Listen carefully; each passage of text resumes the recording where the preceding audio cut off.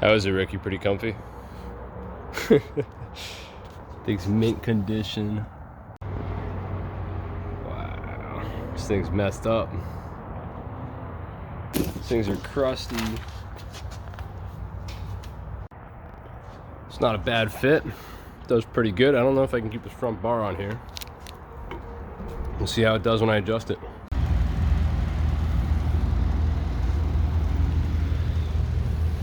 Got the shitty 240 off the lift. Sicky bars in there.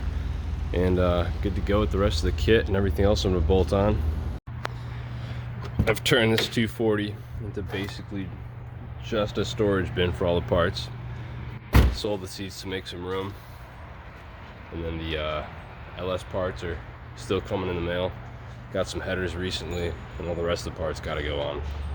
So in the trunk, I got all the rest of the parts. So basically, the car's done, right? Because it's all here. Got Lambo door hinges here. I got a couple ECUs in the car. I got harnesses, transmission cooler, bunch of exhaust piping, wiring harnesses. I got a full harness inside. I have a roll cage in the corner over there, and the carbon hood about to go on, and a bunch of other stuff in here. So slowly it'll come together, and hopefully by next weekend we'll have a better spot for this thing.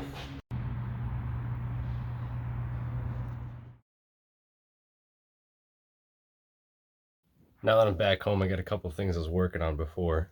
This is my 3D printer, laser engraver, and CNC machine. I have the other heads for it over here. And I was making a fuel injector holder for an old Opel out of ABS plastic.